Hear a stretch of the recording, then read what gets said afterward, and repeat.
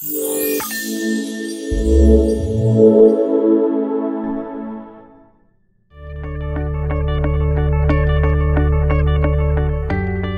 interactions entre les consommateurs et les entreprises représentent le cœur du service client.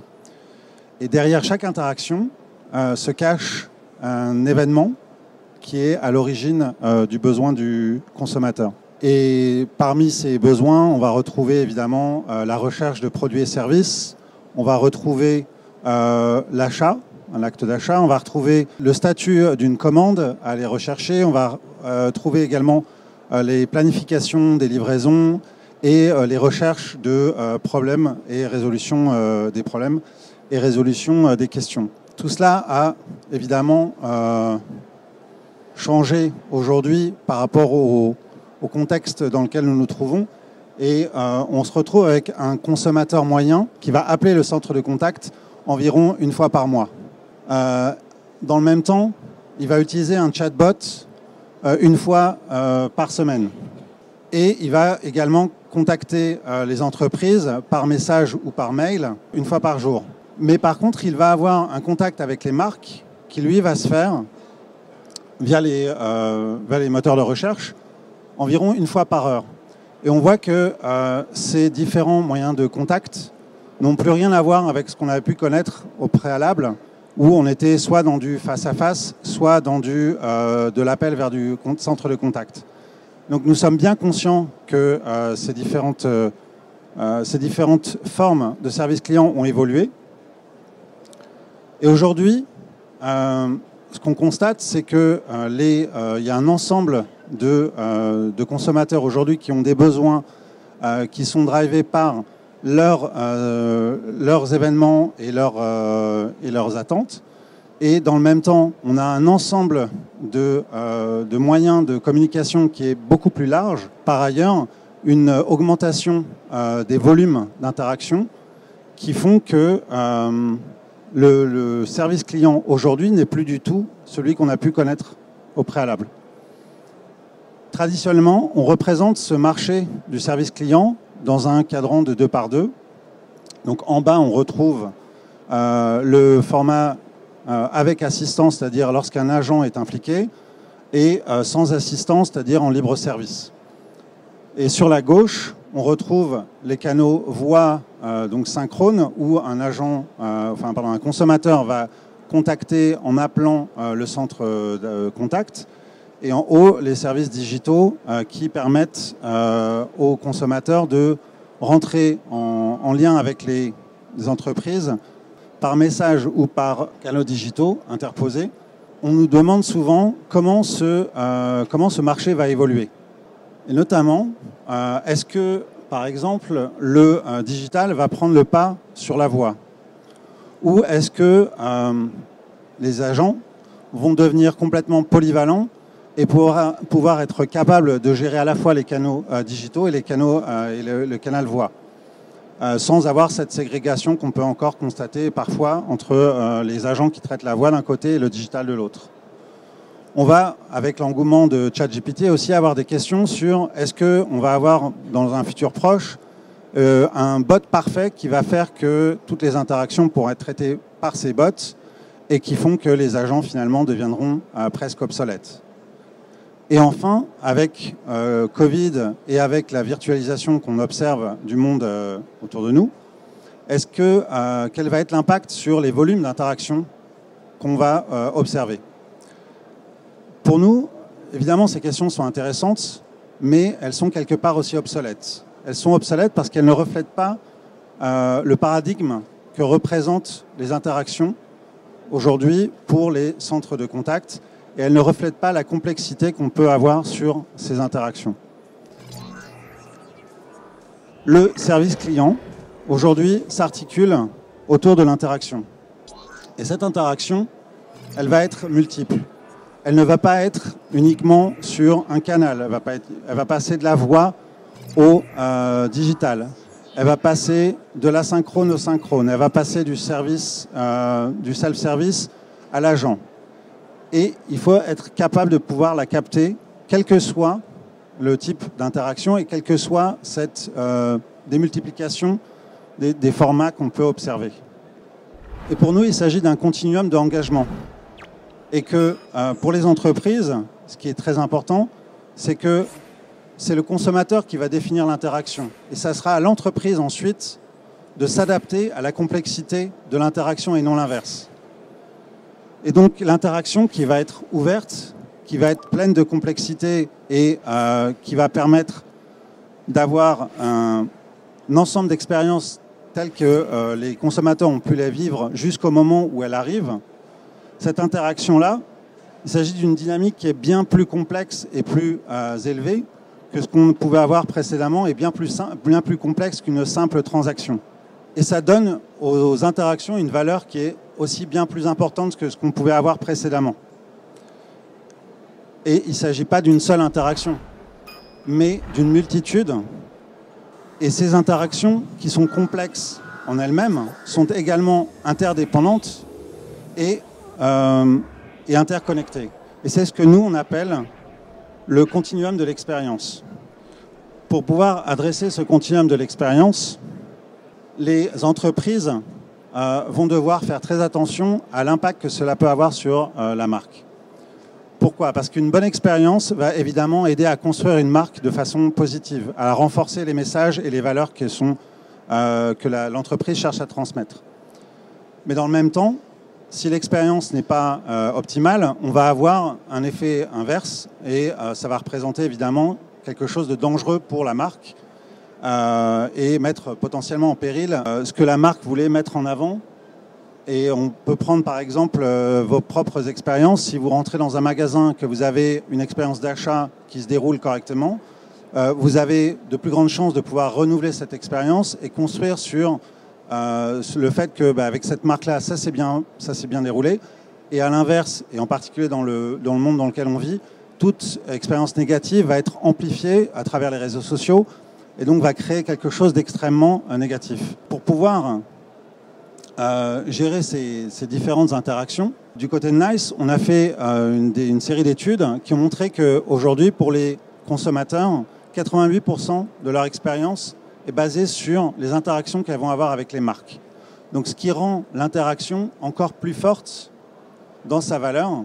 Et l'objectif pour les marques, c'est de réussir chaque interaction qui va être engagée vis-à-vis de ces consommateurs. Du côté de NICE, on avait anticipé ces différentes tendances et donc c'était inscrit dans notre stratégie. Donc ça nous a permis de pouvoir être leader sur les différents cadrans qu'on a pu présenter, qui nous a permis notamment de pouvoir être à la fois architecte de cette expérience et pas simplement essayer de la comprendre. Pour nous, il y a trois points fondamentaux qui sont nécessaires pour réussir une expérience client pour une entreprise. La première, c'est que la plateforme soit centrée sur les interactions, c'est-à-dire qu'elle soit vraiment capable de pouvoir traiter l'ensemble des interactions afin de casser les silos qu'on peut observer dans les entreprises liés à l'historique des différentes briques qui ont servi à construire cette expérience, qui sont devenues soit obsolètes, soit trop complexes à être gérées pour permettre de s'adapter aux nécessités du marché. La deuxième chose, ça va être d'avoir une expérience enrichie d'applications qui sont vraiment conçues pour l'expérience client et qui sont aussi harmonieusement unifiées et uniformisées à l'intérieur de cette plateforme. C'est-à-dire vraiment couvrir l'ensemble des canaux, médias, l'ensemble des données, applications et connaissances qu'on peut avoir sur la plateforme. Et troisième point fondamental, c'est d'avoir sur cette plateforme une IA qui va être conçue pour l'expérience client à travers des données, à travers une expertise sur les modèles qui ont pu être conçus pour l'expérience client et pas quelque chose qui soit trop généralisé sur l'ensemble d'Internet. C'est ce qu'on a fait avec côté NICE avec CX1. Et donc, on retrouve une plateforme centrée sur l'interaction, c'est-à-dire qui est vraiment capable de gérer 100% des interactions, donc quels que soient les canaux, qui va vraiment permettre aux entreprises de casser les silos qui bloquent l'expérience client qui peut être adressée aux consommateurs, donc répondre aux besoins des consommateurs, quel que soit le canal qu'ils choisissent pour arriver sur l'entreprise, mais aussi qui permettent aux agents de pouvoir être autonome, quels que soient les canaux sur ces aspects. Parfois, on trouve des solutions de pointe ou des CRM qui pensent pouvoir gérer la même complexité sur les interactions. Or, ces solutions-là sont généralement faites pour traiter des transactions. Il faut bien faire la distinction entre une transaction et la complexité, la sophistication que demande l'ensemble de gestion des interactions. Deuxième chose, c'est la convergence de capacité pour l'expérience client. Et côté NICE, on a donc de façon native conçu CX1 pour vraiment agréger l'ensemble des applications, avoir une homogénéité et permettre d'adresser l'ensemble des interactions, et ce, quels que soient en fait, les canaux, quelles que soient les données, ce qui nous permet de pouvoir, par exemple, adresser l'analytique sur l'intégralité. Cette richesse fonctionnelle va également pouvoir permettre de donner plus de valeur aux interactions, parce qu'elle va permettre aux entreprises de pouvoir intervenir, quelles que soient les applications et quelles que soient les données, de façon homogène. Par ailleurs, pour information, on a également fait l'acquisition de Livebox il y a assez peu de temps, ce qui nous donne aussi une richesse sur la partie appel sortant, enfin canaux sortants, appels et canaux digitaux. Et donc, c'est cette richesse à la fois sur les expériences, la suite unifiée et tout ce que vous pouvez trouver avec un seul fournisseur qui nous différencie de la concurrence. Enfin, sur l'IA dédiée, donc on a conçu notre propre IA qui s'appelle Enlighten. C'est une IA qui a été faite à partir de données labellisées de l'expérience client, donc des clients qui nous ont partagé leurs données pour qu'on puisse créer à peu près une centaine de modèles. Ces modèles ont été ensuite utilisés dans l'ensemble des applications et permettent vraiment de pouvoir proposer une expérience en termes d'IA qui a vocation à adresser les problématiques de l'expérience client et qui ne sont pas des problématiques d'IA généralisées ou d'IA généralistes ou des LLM généralistes qu'on peut trouver. Ce qui est important aussi sur l'IA, c'est de pouvoir en faire bénéficier l'ensemble des applications. Et on va retrouver sur CX1 plus d'une 25 applications qui utilisent cette IA de façon native, donc qui ont été conçues pour être alimentées par cette IA. Donc, pour résumer, on a une plateforme qui va permettre d'adresser l'ensemble des interactions, parce qu'elle est centrée. Donc pour nous, c'est comme si on avait une forme de système d'exploitation avec la plateforme, qui va permettre ensuite d'avoir une optimisation de la valeur grâce à la convergence des capacités, et enfin une IA dédiée sur l'expérience client, le tout dans cette plateforme unique. On a également conçu CX1 pour que ça soit une plateforme ouverte. Et pourquoi ouverte? Parce qu'on est bien conscient que les défis des entreprises ne se limitent pas uniquement à la plateforme que nous, on peut concevoir, mais qu'il faut aussi s'adapter à leur environnement. Et pour aller encore plus loin, on a conçu un partenariat avec, on a fait un partenariat avec Microsoft qui est assez exceptionnel, parce que ça nous permet de combiner vraiment les deux forces des entreprises pour aller encore plus loin. Et pour ça, je vais laisser la parole à Alex, qui va vous expliquer la vision de Microsoft sur l'IA. Moi, j'ai rejoint Microsoft il y a quelques années via l'acquisition de Nuance Communication, que certains connaissent, pour donner un peu de contexte.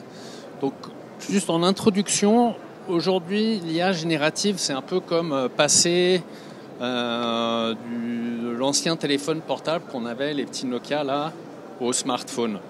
C'est-à-dire on a toutes les fonctionnalités qu'il y avait avant, et après, un nouveau monde vraiment va s'ouvrir. L'IA générative, elle va permettre, dans un dialogue, de vraiment mieux comprendre, en plus de détails, ce que veut l'appelant, ce que veut la personne qui est en train d'interagir avec un chatbot, et pouvoir donner plus de réponses, augmenter l'automatisation. Aujourd'hui, on va faire un focus vraiment sur l'expérience utilisateur, donc un client qui appelle le canal vocal ou alors qui utilise un chatbot. Mais cette IA générative, elle peut aussi s'appliquer à des applications d'agents dans le centre de contact, ou alors pour des développeurs, pour accélérer le développement et le déploiement d'applications. Au niveau de la conception des dialogues, Déjà, Nuance, depuis longtemps, travaillait avec NICE pour apporter des briques complémentaires à la plateforme NICE. Donc, par exemple, le serveur vocal interactif NICE, il pouvait venir invoquer de l'IA conversationnelle avec des briques de reconnaissance vocale, de synthèse vocale, des briques de dialogue. Et ça, on trouve énormément d'applications aujourd'hui en production. C'est très bien, un peu comme l'exemple du téléphone portable Nokia. C'est des super applications. Aujourd'hui, vous appelez Orange ou BNP ou CTLM, vous tombez sur un SVI en langage naturel qui va vous dire comment puis-je vous aider aujourd'hui, qui va faire un peu de self-service, de l'identification. C'est déjà beaucoup mieux qu'une application à touche où vous allez vous perdre dans les menus. L'IA générative, elle va venir en complément, elle va venir booster ça. L'IA conversationnelle, ça reste très bien, surtout si on veut faire quelque chose de relativement simple. Moi, si je veux reconnaître des numéros, des plaques d'immatriculation d'une voiture, je ne vais pas vouloir faire de l'IA générative, je vais faire une grammaire assez simple pour reconnaître, structurée pour reconnaître les plaques d'immatriculation. L'IA générative, ça va être très bien lorsqu'on a un dialogue ouvert et on veut reconnaître plus que la cinquantaine ou la centaine de motifs que l'IA conversationnelle nous limitait un peu. Donc l'IA générative, elle permet vraiment de passer à un nouveau cap, d'ouvrir de nouvelles perspectives en termes de requêtes complexes, et on va le voir avec un exemple concret. Et c'est important aussi que ces technologies, ces composantes, elles sont complémentaires. C'est pas l'une ou l'autre, ça va être en fonction du dialogue. Et ce qui va être très important aussi, c'est d'utiliser les données clients, utiliser des données contextuelles. On va le voir dans l'exemple, mais si je sais déjà qui est l'appelant, si je peux aller taper dans la base de données pour avoir des informations contextuelles, je vais pouvoir avoir un dialogue beaucoup plus riche. Et un point très important aussi, c'est que toutes ces composantes, elles sont donc dans le cloud. Donc c'est le cloud Azure Microsoft. Et c'est donc un cloud avec des instances en Europe. Donc, et moi, ce qui m'a étonné, une chose qui m'a vraiment étonné lorsque j'ai rejoint Microsoft par rapport à Nuance, c'est le niveau auquel ce cloud a vraiment été pensé pour bien séparer les environnements, bien séparer les niveaux utilisateurs pour que ce soit véritablement verrouillé, quoi. Moi, je me souviens déjà, lorsqu'on positionnait le cloud Nuance, il y a certains clients nous disaient « Ah, c'est déjà beaucoup plus sécurisé que notre data center qu'on a dans la cave. » Donc nous, il y a vraiment cet aspect aussi IA responsable, sécurisation des données utilisateurs. Une prédiction de notre CTO, et c'est un peu comme, pour en revenir à la comparaison avec les anciens téléphones portables, les smartphones, une fois qu'on s'est habitué au smartphone, on ne peut plus vraiment revenir en arrière, quoi. Donc la prédiction de notre CTO, c'est que d'ici 3 ans, tout ce qui n'utilise pas cette IA générative, ça va avoir un aspect vieillot, quoi, parce qu'il n'y aura pas ces fonctionnalités auxquelles les gens vont s'habituer. Je vais vous montrer un exemple concret pour illustrer un peu comment utiliser cette IA générative en complément d'IA conversationnelle et avec les données utilisateurs dans un cas concret. Donc c'est Marc qui a eu pour Noël de sa famille une nouvelle Xbox X Series. Il est super content. Il le branche à sa vieille télé à la maison. La résolution n'est pas super parce que la Xbox elle est en 4K et l'ancienne télé elle ne fonctionne pas en 4K. Donc il décide d'aller dans un magasin pour acheter un nouveau téléviseur 4K. Il trouve le téléviseur qui lui plaît, c'est super, c'est un Sony Vario. Il rentre avec à la maison, il déballe, il le branche et il est tout excité parce qu'il veut jouer avec la Xbox. Mais pareil, la résolution fonctionne toujours pas. Alors, qu'est-ce qu'il va faire ? Il va appeler le service client. Hein, ça pourrait être, il pourrait aller sur le site web, faire une interaction avec un chatbot, ça serait un peu pareil. Mais là, dans ce cas de figure, il appelle le service client de la société où il a acheté la télé. Alors déjà, cette société avait en place un serveur vocal interactif avec de l'IA conversationnelle et d'autres fonctionnalités intelligentes. Donc on va reconnaître le numéro d'appel. On pense que c'est Marc et on sait que Marc a acheté une nouvelle télé Sony Vario. Et comme on est en interaction en langage naturel, on a de l'audio, donc on va pouvoir comparer l'audio à l'empreinte vocale qu'on a pour Marc et on va pouvoir faire de l'authentification passive. Jusque-là, pas d'IA générative. Déjà, là, c'est bien. C'est déjà un bon début de dialogue. Et l'IA générative, elle va vraiment aller plus loin. C'est-à-dire qu'avec l'IA conversationnelle classique, on va être limité à une cinquantaine ou une centaine de motifs d'appel. Parce qu'au-delà, il y a tellement de motifs qu'on va dégrader la performance du modèle. Avec l'IA générative, on va pouvoir comprendre beaucoup plus de motifs et on va pouvoir faire des recherches plus avancées. Et ça, je vais l'illustrer avec un petit diagramme pour faire un focus. Qu'est-ce qui se passe exactement au niveau de l'IA générative? Donc là, Marc dit la résolution sur ma télé 4K avec ma nouvelle Xbox n'est pas celle attendue. C'est assez vague, mais on a le contexte. On sait qu'il vient d'acheter une Sony. On a même toutes les spécifications de la télé qu'il vient d'acheter. Donc la première passe qu'on va faire, on va transcrire cet audio de ce que dit Marc. On va le passer par une première étape d'IA responsable pour filtrer tout ce qui est des contenus inappropriés, etc.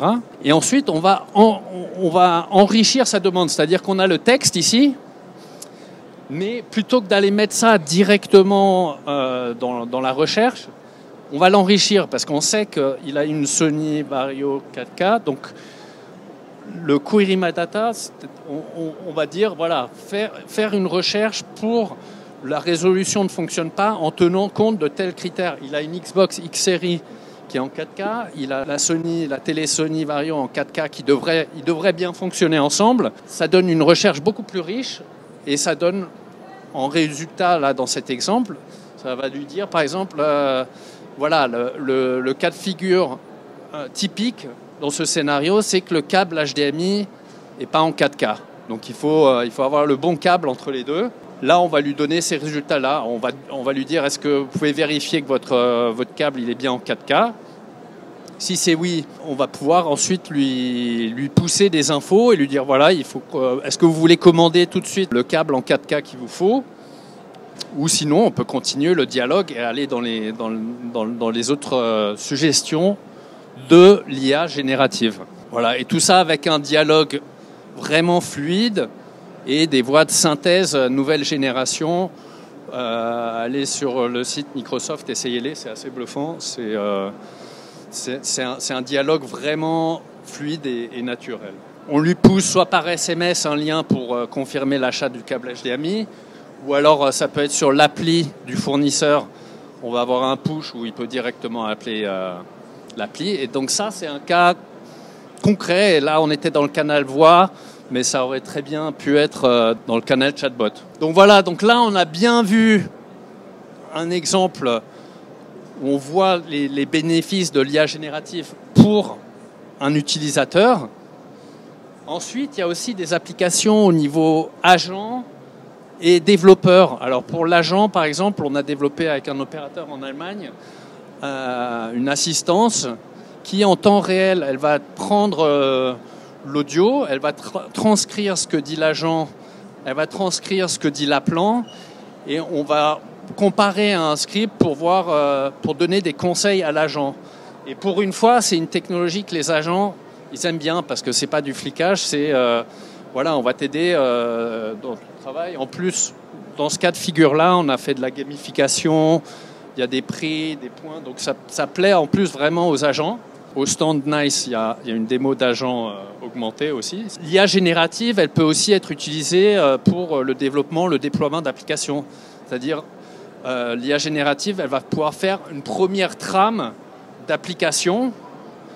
Comme ça, on ne démarre pas from scratch pour son application. On a déjà une première trame, un peu comme PowerPoint. Maintenant, on peut dire à PowerPoint, va chercher tel document Word, tel document PDF, prépare-moi une présentation, et ça donne une première trame. Donc voilà un peu des exemples de bénéfices de l'IA générative. Et je vais repasser à Régis un peu pour conclure. Merci Alex. Donc, vous avez pu voir donc à travers ce qu'a expliqué Alex, la vision de Microsoft et celle de NICE sur l'IA est assez proche en fait. Donc oui, il faut des IA, il faut des IA génératives, il faut des IA à travers les applications. Après, il ne faut pas perdre de vue que les IA, elles servent aussi différents types d'acteurs et que c'est aussi la philosophie de NICE, pardon. On a vu dans l'exemple qu'a présenté Alex comment ça pouvait aider un consommateur. Très concrètement, ça lui permet de pouvoir avoir une réponse à son besoin à travers le canal qu'il a pu choisir et tout en restant dans un langage naturel et avec une expérience la plus fluide possible. Ça s'est fait sur la voix, ça aurait pu se faire aussi sur le texte, peu importe. Encore une fois, ce qui est important, c'est que le canal, les contraintes ne doivent pas venir de l'entreprise, mais il faut vraiment que l'entreprise arrive à venir répondre aux besoins du consommateur. Ça, c'est un point extrêmement important et c'est là où l'IA apporte quelque chose. On a parlé un peu, on n'est pas rentré dans le détail, mais on a parlé un petit peu de ce que ça peut apporter aussi aux agents. Et là aussi, l'IA va pouvoir vraiment permettre d'aller à un niveau supérieur, c'est-à-dire leur permettre d'avoir les outils dont ils ont besoin. Donc ces outils, c'est pas uniquement l'IA évidemment, c'est aussi par exemple d'avoir des interfaces qui soient les plus simples possibles, de ne pas avoir besoin de jongler entre différentes applications pour pouvoir répondre aux expériences et aux interactions des consommateurs. Mais ça va être aussi avec l'IA de pouvoir recevoir les informations en temps réel, par exemple sur quelle est la meilleure prochaine action. Ça va être de pouvoir, grâce à l'IA, recevoir des informations sur quelles sont les informations dans les bases de connaissances qui sont susceptibles de les aider pendant l'interaction à répondre aux interrogations que le consommateur peut avoir. Et pour le superviseur, évidemment, ça va être comment pouvoir détecter le plus rapidement possible là où il peut avoir un impact positif sur son équipe. Où est-ce qu'il est nécessaire qu'il intervienne? Et c'est là aussi où l'IA va intervenir, comprendre ce qui se passe au niveau des équipes, au niveau des interactions, pour attirer son attention sur l'endroit où ça va être le plus impactant, et également à ce moment-là lui donner les informations qui vont lui permettre de pouvoir donner le bon coaching, par exemple, à l'agent qui en a besoin de façon très ciblée et pas quelque chose qui soit trop général. Les dirigeants, ils ont besoin d'avoir une vue globale sur ce qui se passe au niveau du centre d'appel, ils ont besoin du centre de contact, ils ont besoin aussi de pouvoir regarder ce qui peut être optimisé, où est-ce qu'on peut avoir des efficacités opérationnelles. C'est là aussi où l'IA peut entrer en jeu, pouvoir permettre à ces personnes, en quelques clics, de pouvoir trouver des optimisations et des gains opérationnels, par exemple, ou alors aussi de pouvoir voir ce qui se passe de bien, parce qu'il ne faut pas oublier que les centres de contact, c'est aussi complexe et c'est important de bien récompenser ceux qui sont moteurs pour la marque et pour l'expérience.